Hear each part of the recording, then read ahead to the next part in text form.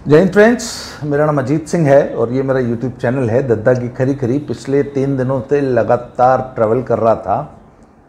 मनाली से पहले दिल्ली आया, दिल्ली से फिर अब प्रयागराज में हूँ।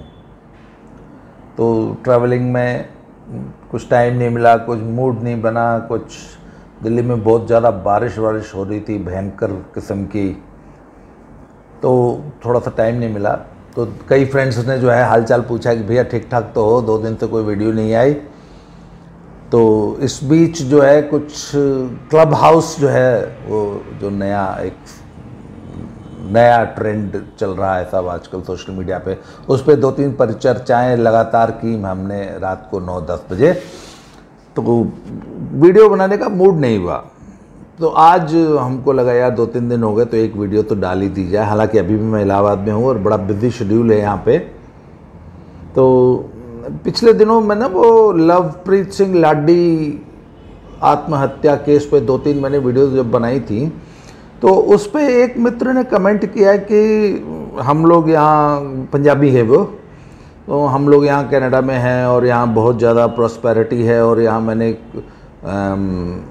कुछ सालों में ही इतना बड़ा, पता नहीं कितना बड़ा पैलेशियल हाउस बना लिया है और मैं 20,000 के जूते पहनता हूँ। इस टाइप के उन्होंने कुछ तर्क दिए हैं। तो साहब इसमें तो कोई दो राय नहीं है कि कुछ लोग जाके कनाडा अमेरिका में बहुत ज़्यादा सक्सेसफुल हो जाते हैं, पर वो उनकी सक्सेस का राज ये है कि वो कनाडा में हाड़ तोड़ मेहनत करते हैं। सुबह 6 बजे से लेकर रात 11 बजे तक वो काम करते हैं और सब इतना परिश्रम, इतना पुरुषार्थ तो दुनिया में कहीं भी कोई भी आदमी करेगा तो सक्सेसफुल हो जाएगा। और of course there are success stories of Punjabi diaspora in western world, इसमें कहीं से हम इसको इनकार नहीं करते। पर ठीक है, मान लिया कि आप पंजाब छोड़ के कनाडा चले गए और वहाँ बहुत ज़्यादा सक्सेसफुल हो गए, पर बात यह था कि अगर इसी तरह सब लोग अपनी मातृभूमि छोड़कर, अपना देश छोड़ के, अपना समाज छोड़ के, अपना घर परिवार छोड़ के अगर यूरोप चले जाते हैं, कनाडा ऑस्ट्रेलिया जा रहे हैं और वहाँ पे दिन रात मेहनत कर रहे हैं, वहाँ की इकोनॉमी बिल्ड कर रहे हैं, पर अपने देश के बारे में भी तो सोचना पड़ेगा ना। अपने राष्ट्र के प्रति भी तो हमारे कुछ कर्तव्य हैं। अच्छा, दूसरी बात, ठीक है तब अगर पैसा कमाना और पैसे से तमाम सुख सुविधाएं जुटा लेना ही यदि सक्सेस है तो ठीक है, कोई हर्ज नहीं है कनाडा या यूएस जाके सेटल होने में। पर इन लोगों ने जो भारत छोड़ के यूरोप में, वेस्ट में सेटल हुए हैं, उन्होंने एक बहुत भारी कीमत चुकाई है। वो ये है कि जब आप देश बदलते हैं ना, तो आपकी सिर्फ नेशनैलिटी या सिटीजनशिप ही नहीं बदलती है, और भी बहुत कुछ बदलता है। वैल्यूज़ बदल जाती हैं, संस्कार बदल जाते हैं, सोच बदल जाती है। और फर्स्ट जनरेशन वालों को तो अपना पुराना देश, पुराना धर्म, पुरानी संस्कृति, पुरानी सभ्यता याद रहती है, पर सब सेकंड और थर्ड जनरेशन वाले नहीं याद रख पाते हैं। मेरे एक मित्र थे, वो यूके में 10 साल रहे और वो इलीगल ही वहाँ रहते थे और दिहाड़ी मजदूर की तरह उन्होंने 10 साल हाड़ तोड़ मेहनत की और 10 साल में लगभग लाखों रुपया, शायद 1 करोड़ रुपया उन्होंने जो है वहाँ कमाया होगा। और वो सारा का सारा पैसा, जो क्योंकि उनका परिवार नहीं था, वो अकेले रहते थे, उन्होंने 10-12 साल वहाँ तपस्या की और सारा का सारा पैसा उन्होंने इंडिया में इन्वेस्ट किया। तो वो एक मुझे किस्सा बताते थे। वो बताते थे कि जब मैं रोज़ काम से आता था तो वहाँ एक पार्क था, उस पार्क में एक बुज़ुर्ग बैठे होते थे। तो जैसे कि कहते हैं मेरी आदत थी, मैं जैसे वो बुज़ुर्ग बैठे होते थे तो मैं उनको रोज़ ना सत श्री अकाल बुलाता था। और जब मैं काम से आता था और लेट आता था, रात के वहाँ 8-9 बज चुके होते थे और कई बार हल्की सर्दी भी होती थी, तो उस सर्दी में भी वो जो है उस पार्क में मुझे अक्सर बैठे मिलते थे लेट नाइट तक।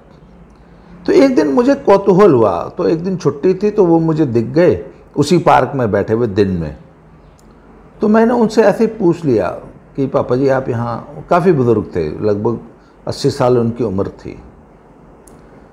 तो मैंने उनसे पूछ लिया कि आप यहाँ बैठे रहते हैं, आप कहाँ हैं, क्या है आपका घर परिवार कहाँ है। तो वो स्वाभाविक रूप से पंजाब के रहने वाले थे, तो उन्होंने बताया यार मैं ऐसे ऐसे यहाँ मेरा घर है, मैं वहाँ। तो उन्होंने पूछा कि आप सारा दिन पार्क में बैठे रहते हैं, आप घर क्यों नहीं जाते। तो उस बुज़ुर्ग ने कहा कि यार क्या जाऊँ घर, क्या रखा है घर में। तो उन्होंने पूछा क्या है आपकी स्टोरी क्या है। तो उन्होंने सब स्टोरी ये बताई कि साहब मैं आज से करीब 40-45 साल पहले जो है पंजाब छोड़ के यूके में आ गया था, आज से 50 साल पहले, when he was very young. तो कहते फिर मैंने यहाँ बड़ी हाड़ तोड़ मेहनत की, फिर अपने फैमिली को भी यहाँ ले आया, तो मेरी बच्चे वो यहाँ आ गए, फिर वो भी यहीं सेटल हो गए। और मैंने I have worked very hard in life, और मैंने बहुत पैसा, मोटा पैसा कमाया, और मैं यहाँ बड़ा अच्छा मेरा परिवार सेटलमेंट है। पर कहते हैं अब मेरे पोते पोतियाँ हैं, 3rd जनरेशन। तो कहते हैं कि मेरी पोती 14-15 साल की है और वो यहाँ की पली बढ़ी है, तो वो यहीं के रंग ढंग में पली है और वो ठीक वैसे ही बिहेव करती है जैसा कि आम ब्रिटिश बच्चा करता है। और लेट नाइट घूमना, पार्टीज़ करना और सारा कुछ वो 14-15-16 साल के बच्चे जो यूके में करते हैं वो तमाम सब कुछ करती है। डेट्स पे जाती है, उसकी बाँह उसे रोकती नहीं है।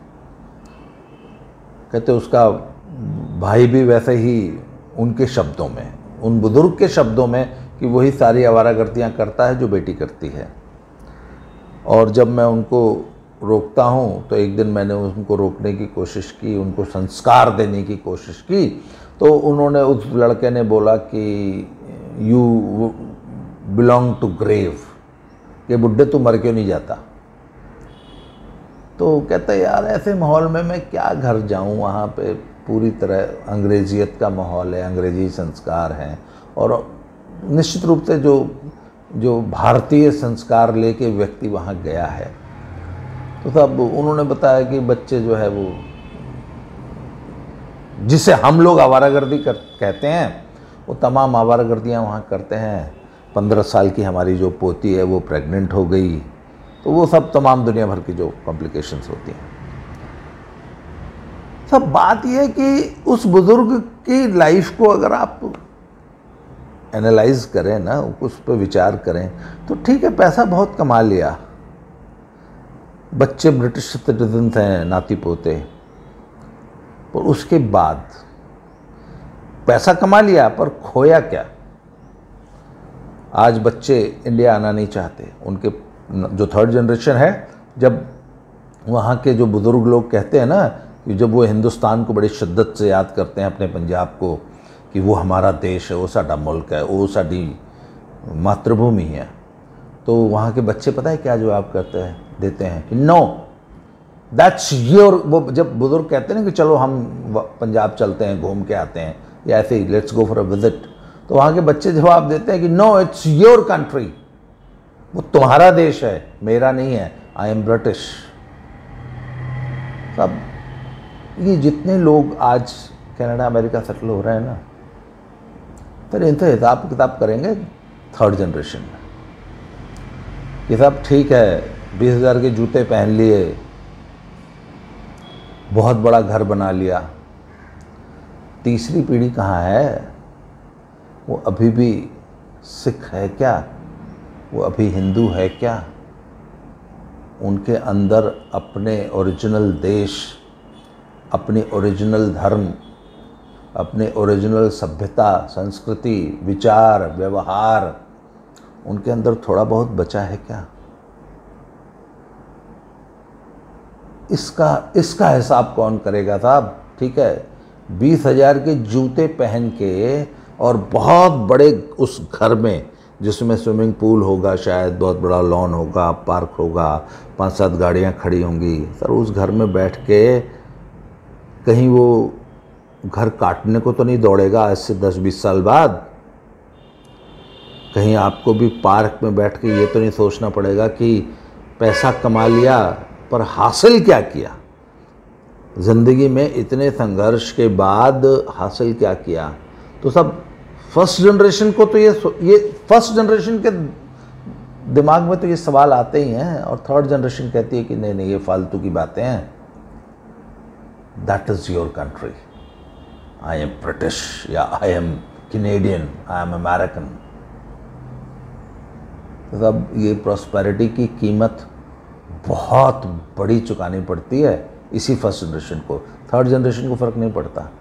तो आप लोग आज जा रहे हो ना सब कुछ यहाँ छोड़ के, ये ध्यान रखना कि आज से 20 साल बाद किसी पार्क के किसी अकेले बेंच पे सारा दिन बैठ के यही हिसाब किताब लगाना पड़ता है कि क्या खोया क्या पाया।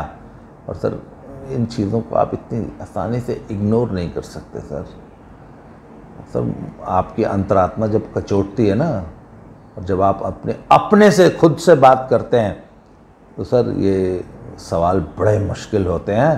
तो ठीक है, जाइए, बहुत अच्छी बात है, अपना देश छोड़ के जाइए कनाडा, वहाँ सेटल हो जाइए, सब कुछ ठीक है, बड़े बड़े घरों में रहिए, 20,000 के जूते पहनिए। तो सर इन सवालों के जवाब अभी से तैयार रखिए। ऐसे 20 साल बाद 30 साल बाद जब खुद से पूछोगे क्या खोया क्या पाया, तो क्या जवाब देंगे? आज के लिए इतना ही, थोड़ा बिजी चल रहा हूँ। जब जब मौका मिलेगा इसी तरह वीडियोस आते रहेंगे, और बहुत जल्दी फिर से मिलते हैं। Thank you very much.